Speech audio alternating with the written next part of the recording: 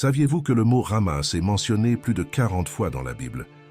La complexité de ce mot et ses nuances d'origine peuvent échapper à notre perception en raison des différentes traductions et interprétations au fil du temps. Cependant, aujourd'hui, explorons comment ce mot si familier de nos jours a des racines profondes dans des prophéties anciennes et comment sa compréhension peut être enrichie en tenant compte du contexte original des Écritures. C'est pourquoi je vous demande dès maintenant de laisser votre like et de vous abonner à la chaîne pour nous aider à diffuser cette vidéo. Le terme Hamas a une racine linguistique en hébreu biblique et son interprétation va au-delà de la compréhension commune. En hébreu, Hamas est associé à une forme de violence, d'injustice et d'agression extrême. Le mot porte avec lui la connotation d'actes violents, tels que le vol, l'oppression et un comportement agressif. Cette interprétation va au-delà de la perception plus courante du mot, qui est souvent associé uniquement au mouvement politique militaire palestinien. La pertinence de cette analyse linguistique devient évidente en examinant les prophéties bibliques qui mentionnent le mot Hamas, souvent traduit comme violence ou vol en français. Autrement dit, le mot Hamas n'est pas simplement un nom, c'est une expression qui, dans le contexte biblique, porte une mise en garde contre la violence et l'agression qui peuvent survenir. Le mot Hamas est récurrent dans les Écritures et dans le contexte biblique, apparaissant plus de 40 fois dans divers passages. Cependant, en raison des traductions en français, il est courant de ne pas trouver le mot explicitement dans les Bibles disponibles dans cette langue. Cette omission souligne l'importance d'explorer les nuances linguistiques originales et les différentes couches de sens qui peuvent être présentes dans le mot Hamas lorsque nous considérons les Écritures dans leur langue originale. Lorsque le Hamas islamique a choisi ce nom en arabe, la similitude sonore avec le mot hébreu mentionné dans les prophéties bibliques pourrait ne pas être une simple coïncidence. Le mouvement Hamas est une organisation politique militaire ayant ses racines dans le contexte du conflit israélo-palestinien. Fondé en décembre 1987 pendant la première Intifada, soulèvement palestinien contre l'occupation israélienne, le Hamas a émergé en réponse à la situation politique et sociale dans la bande de Gaza et en Cisjordanie.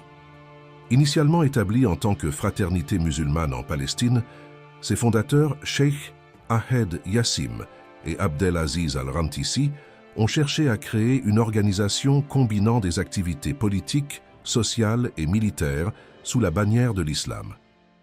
Le Hamas a pour objectif principal de résister à l'occupation israélienne et de créer un État palestinien indépendant, comprenant la bande de Gaza, la Cisjordanie et Jérusalem-Est. L'organisation intègre également un programme islamique cherchant à mettre en œuvre la loi islamique dans la région. Le contexte historique du Hamas est intrinsèquement lié au conflit israélo-palestinien. Sa formation a eu lieu pendant une période d'agitation sociale et politique lorsque de nombreux Palestiniens se sentaient opprimés par l'occupation israélienne. Le mouvement a gagné en popularité en s'impliquant dans des activités sociales telles que des écoles et des services de santé, en plus de sa branche militaire, les brigades Izz ad-Din al-Qassam. Au fil des ans, le Hamas a été impliqué dans des affrontements armés avec Israël, y compris une série de conflits dans la bande de Gaza. Sa présence et ses actions ont suscité des controverses, étant considéré par certains pays et organisations comme une entité terroriste, tandis que d'autres défendent son rôle en tant que résistance légitime à l'occupation. Le Hamas demeure un acteur significatif dans la géopolitique du Moyen-Orient, jouant un rôle crucial dans les dynamiques régionales et les négociations de paix entre Israël et les Palestiniens. En examinant la possible relation entre le Hamas et les prophéties bibliques, certaines personnes cherchent à comprendre si les événements actuels, tels que les conflits dans la région, peuvent être interprétés comme l'accomplissement de prophéties anciennes. Cette approche implique souvent l'identification de termes sémantiques, tels que le mot Hamas en hébreu, qui peut être associé à des aspects de l'action du Hamas. Il est important de noter que cette exploration est hautement interprétative et peut varier considérablement entre différentes perspectives théologiques et politiques. Alors que certains voient des corrélations convaincantes, de plus, il est crucial d'aborder cette analyse avec sensibilité, en évitant les simplifications excessives et en reconnaissant la complexité du conflit au Moyen-Orient. L'intersection entre la politique, la religion et l'interprétation biblique est un domaine délicat et les conclusions peuvent être divergentes en fonction des perspectives à travers lesquelles on observe ce phénomène. Cependant, nous ne pouvons pas ignorer le potentiel des écritures bibliques. Le livre sacré, en plus de nous apporter des récits historiques, nous fournit des orientations et des prophéties visant à préparer les gens pour l'avenir. Dans l'ensemble, 735 prédictions sur l'avenir sont décrites. Parmi celles-ci, 596 ont déjà été accomplies littéralement selon les Écritures, démontrant l'authenticité et la fiabilité du contenu de la Bible. Sachant cela aujourd'hui, nous nous concentrerons sur les nombreuses prophéties bibliques où le mot Ramas est fréquemment mentionné. Cependant, la traduction en français, bien que correcte dans son essence, peut ne pas capturer entièrement l'ampleur des significations contenues dans le mot hébreu original. Ces prophéties prévoient une période de violence et de détresse et se trouvent dans divers livres de la Bible tels que Jérémie, Ézéchiel et Isaïe. Bien que ces textes se réfèrent à des contextes historiques spécifiques, certains interprètent ces prophéties à la lumière des conflits contemporains, y compris ceux impliquant le Hamas. Dans le livre de Jérémie, par exemple, le chapitre 30, verset 7, mentionne « Ah, car ce jour-là est grand sans pareil. C'est un temps de détresse pour Jacob, mais il en sera délivré. » Dans ce passage, le prophète Jérémie parle d'un temps de grande affliction, faisant référence à Jacob, qui est une figure symbolique représentant le peuple d'Israël. L'interprétation peut varier, mais beaucoup considèrent cette période de détresse comme une référence à des moments difficiles de l'histoire du peuple israélite, y compris des connexions possibles avec des événements contemporains tels que les conflits impliquant le Hamas. Dans Ézéchiel, le chapitre 7 cite une prophétie de jugement contre Jérusalem. « Fais des chaînes, car le pays est rempli de meurtres et la ville est pleine de violence. C'est pourquoi je ferai venir les plus méchants des peuples qui posséderont leurs maisons. Je ferai cesser l'orgueil des puissants et leurs sanctuaires seront profanés. La détresse vient et ils chercheront la paix, mais il n'y en aura pas. Un malheur survient après l'autre et l'on entend parler de rumeur après rumeur.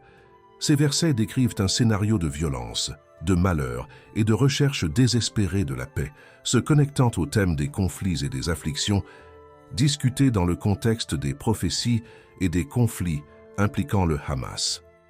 Les prophéties mentionnées peuvent être associées aux conflits récents et aux tendances au Moyen-Orient. Les attaques périodiques entre Israël et le groupe Hamas dans la bande de Gaza peuvent être considérées comme une manifestation de la violence prédite dans les prophéties. La tension constante et les conflits dans la région sont cités comme des exemples d'une période de détresse, comme indiqué dans Jérémie. L'utilisation de missiles par le Hamas contre Israël, tuant des milliers de civils innocents, peut également être liée à la prophétie d'Ézéchiel qui parle d'une terre pleine de crimes de sang. L'escalade de la violence et la recherche incessante de solutions reflètent les événements décrits dans les Écritures. Bien que certaines personnes voient ces événements comme l'accomplissement des prophéties, la connexion entre les événements actuels et les prophéties bibliques est souvent subjective, dépendant des croyances et perspectives individuelles. Ici, je veux connaître votre avis. Qu'en pensez-vous? Est-ce une simple coïncidence ou ces événements étaient-ils vraiment prédits dans la Bible? Laissez vos commentaires, je veux les lire.